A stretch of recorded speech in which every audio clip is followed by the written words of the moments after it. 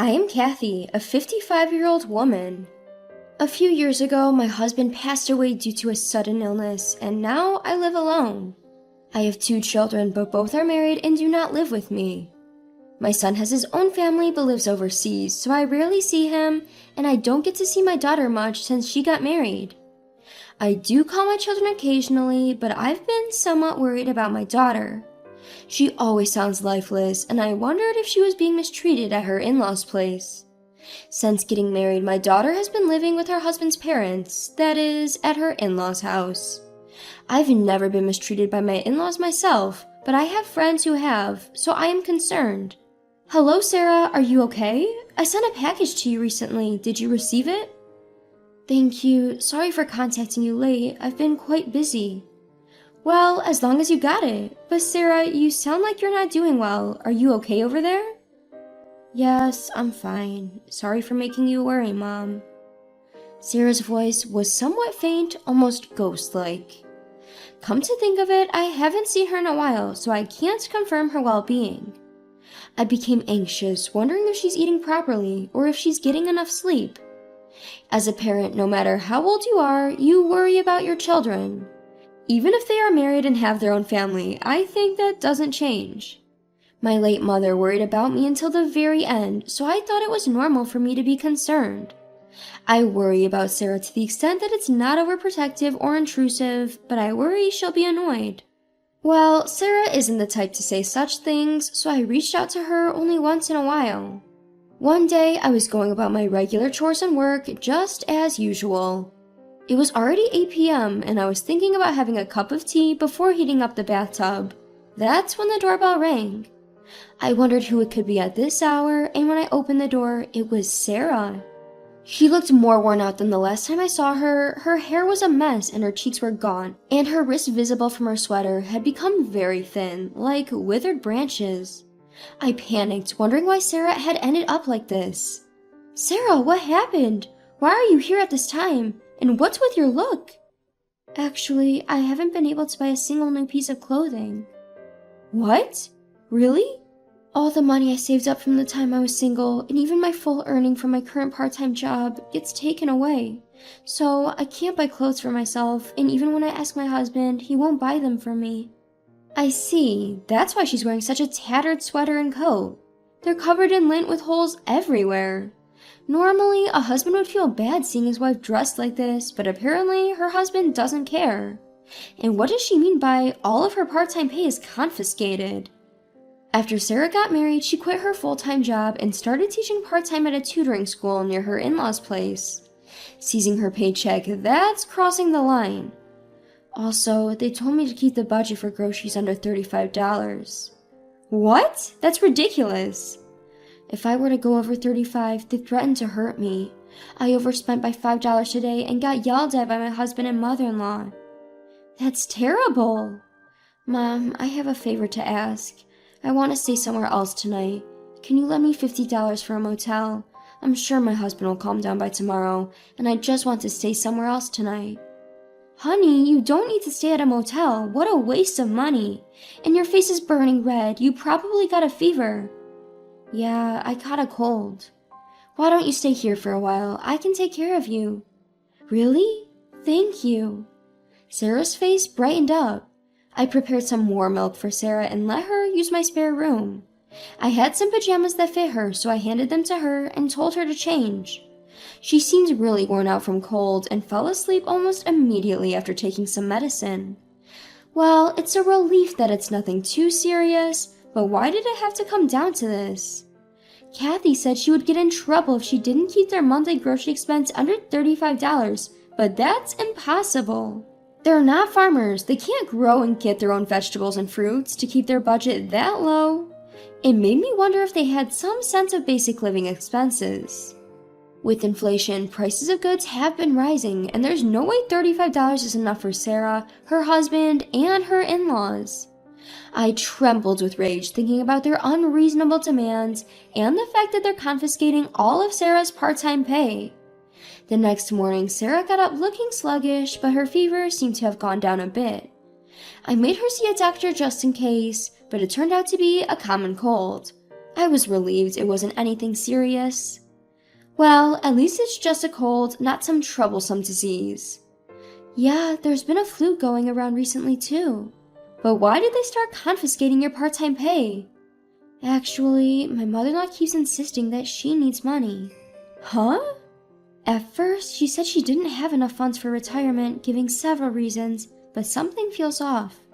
Packages of huge boxes are constantly being delivered to our house, and she doesn't show me what's inside. What? I'm starting to suspect that she's buying something suspicious. She told me it's for her retirement, but I think she's lying. That's concerning. I too started to think that Sarah's mother-in-law, Sabrina, must be buying something sketchy. Sarah hasn't seen what's inside these frequently delivered packages, but she says they're definitely suspicious. They arrive in abundance from overseas, so I guess her part-time earnings are being spent on that. Taking Kathy's part-time wages to buy whatever she wants is truly wicked. What in the world is her in-laws buying in such quantities anyway? I started to feel scared. Then one day, I decided to go out for some tea with my friend. Sarah recovered from her cold, so she said she was just going to relax at home and read a book. After having tea with my friend, I decided to report my daughter's situation to the police. Then, about 2 hours later, Sarah's in-laws showed up. Sarah's husband was away on a business trip abroad, but the expressions on his parents' face were demonic. Sarah's mother-in-law, Sabrina, turned beet red, while her father-in-law, Robert, glared. "You're the one who reported us to the police, aren't you?" "Yes, that's correct." "I'm sure Sarah must have secretly looked into the packages and told you about it, right, honey?" "That's right. It must be because of this chick that the cops are onto us." "No, my daughter said she didn't look inside." "I can't believe that. I'm sure she's trying to set us up. What a wicked daughter-in-law, being nasty and disrespecting her in-laws." "That's right. A daughter-in-law should value her in-laws, and yet this woman just ran out of the house and even ignored our calls. There's no point hiding here." "But I had no idea what my husband would do to me if I didn't run away." "What? You're blaming our son now? It's your fault for overspending on groceries. Stop with the excuses." "That's right. Shut up now. Just how many times do we have to tell you that we only have light meals to keep it healthy, so $35 for groceries should be enough." Light meals? Yes, exactly. Light meals are the best for us humans. Eating luxurious meals can lead to gout or lifestyle diseases, which is why our model is to have light and simple meals only. So $35 is indeed enough for groceries. Well, because of all that nonsense, my daughter has become as thin as a rail.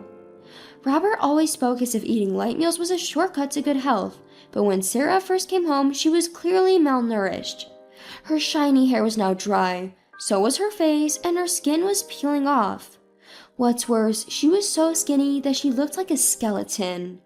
She might have gained a little weight now, but no one can possibly gain 20 pounds in a month, no matter how hard they try. Sure, there might be some who can, but Sarah isn't a big eater, so she probably only gains about 5 pounds max. And yet, she's wasting $35 like that. She's such an incompetent daughter-in-law. Have you ever taught her how to manage household expenses? This tells a lot about the way you raised her. Oh, look who's talking. What did you say? Well, all that talk about light meals is just a lie, isn't it? You two have been secretly feasting on good food, haven't you? Well... A friend of mine mentioned that she saw you guys shopping for expensive ingredients at the upscale supermarket Whole Foods. That's... And apparently you were also buying quality liqueur. Were you hiding it to drink somewhere else? Well, that's... They were clearly taken aback, looking rather flustered. Sweat was trickling down their faces, and they were huffing and puffing as they wiped it off.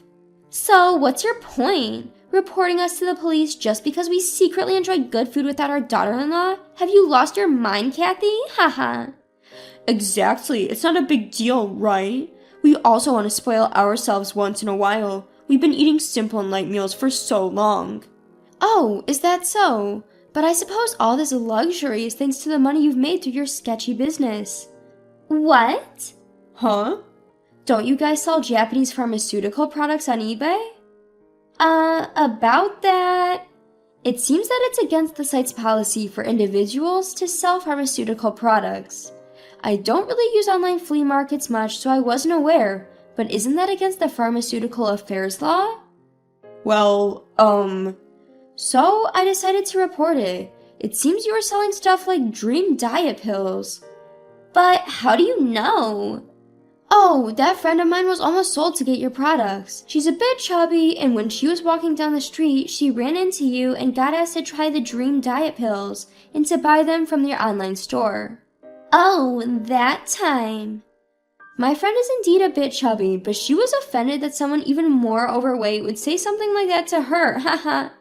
Well, Sabrina, you are indeed quite huge, so... What? What do you mean? Where am I huge? My body's glamorous.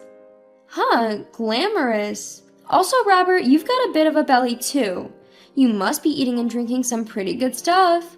Using our daughter's part-time earnings to buy luxurious produce at the supermarket and profiting off your diet pills to eat even better. this is not fat, it's all muscles. Huh? I got that hard, tight six-pack, right, dear? Yes, that's right. Robert is definitely not overweight, and I still turn heads because I have a nice body too, haha. Sabrina snorted and bragged how she was still considered a good-looking lady. She was very confident in herself, wearing a tight miniskirt. Even in the middle of winter, she didn't wear stockings. I wondered if her bare legs got cold. At that moment, the daughter spoke. Well, you use that glamorous body of yours to get guys, right? Haha. Huh? The other day, I went to the doctor because I had a cold. There was an OBGYN next door, and I saw you going in with a young man, haha. Hey, that? There's a reason for that.